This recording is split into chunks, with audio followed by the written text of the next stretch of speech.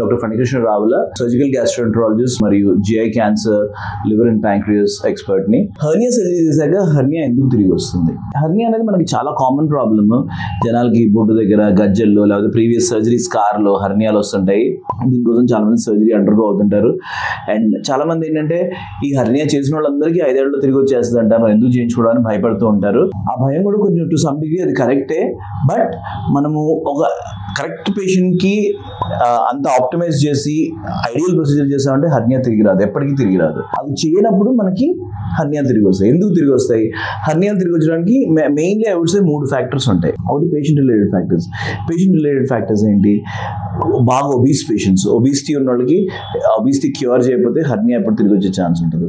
Then chronic straining, అంటే ఇప్పుడు మనకి ఎప్పుడు దగ్గుతూ ఉండేవాడికి, ఎప్పుడు మోషన్ కోసం ముక్కుతూ ఉండేవాళ్ళు, లేకపోతే ఒంటేల కోసం ప్రాస్టేట్ వల్ల ముక్కి మనం ఎప్పుడు స్ట్రెయిన్ చేస్తుంటే ఇంట్రాఅబ్డామినల్ ప్రెషర్ పెరిగి చేసిన హెర్నియా తిరిగి వచ్చే ఛాన్స్ ఉంటుంది. సో అలాంటివి ఏమైనా ఉంటే వాళ్ళకి అవి కరెక్ట్ చేసుకోవాలన్నమాట. Number 2 hernia factors. Hernia factors అంటే హెర్నియా అనేది ఒక బిమారీ కాదు, అదొక 100 రకాలు ఉంటాయి హెర్నియాలు. హెర్నియాలు పైన కడుపులో ఉండేవి డిఫరెంట్, బొడ్డు దగ్గర ఉండేవి డిఫరెంట్, గజ్జల్లో ఉండేవి డిఫరెంట్, సైడ్కి ఉండేవి డిఫరెంట్. హెర్నియాలు చిన్న హెర్నియాస్ చాలా సింపుల్, 2-3 సెంటీమీటర్లు అయి ఉంటుంది. కొంతమందికి 5-10 సెంటీమీటర్లు ఉంటాయి, కొంతమందికి 15-20 సెంటీమీటర్లు పెద్ద హెర్నియాస్ ఉంటాయి. లాస్ ఆఫ్ డొమైన్ అంటాము. కొంతమందికి అసోసియేట్ మజిల్ ప్రీవియస్ సర్జరీస్ వల్ల మజిల్ స్కార్ అయిపోయి ఉంటుంది. సో ఇవన్నీ హెర్నియా ఫ్యాక్టర్స్ని మనం ట్రీట్మెంట్లో కన్సిడర్ చేసుకోవాలన్నమాట. అవి చేసుకోకపోతే మనకి హెర్నియా తిరిగి వస్తుంది. అలాగే సర్జన్ ఫ్యాక్టర్స్, అంటే ఈ హెర్నియా ట్రీట్మెంట్ ఇప్పుడు ఒక సింపుల్ సర్జరీ కాదు హెర్నియా సర్జరీ. దానికోసం రకరకాలు ఉంటాయి రిపేర్. దానికి ఓపెన్ సర్జరీ రిపేర్ ఉంటుంది, లాప్రోస్కోపిక్ ఐపోమ్, ఇవన్నీ పాతకాలం ట్రీట్మెంట్స్ ఎన్నో రోజులుగా నడుస్తున్నాయి. బట్ ఈ 2 ఓపెన్ అండ్ ల్యాబ్తోనే అన్ని సర్జరీలు చేయలేము.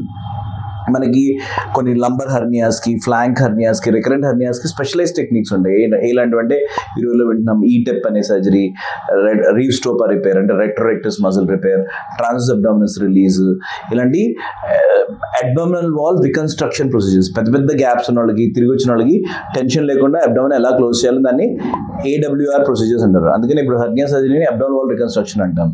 సో ఆ వచ్చిన పేషెంట్కి సర్జన్ రొటీన్ ప్రొసీజర్స్ కాకుండా ఇవన్నిట్లో కూడా ఎక్స్పర్టీస్ ఉండి కరెక్ట్ పేషెంట్కి కరెక్ట్ ప్రొసీజర్ చూస్ చేసుకోగలిగితే హెర్నియాస్ తిరిగి రావు.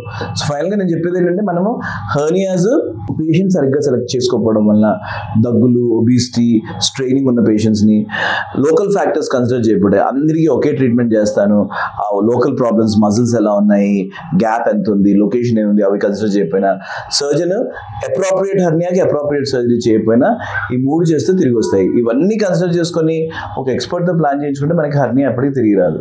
Thank you.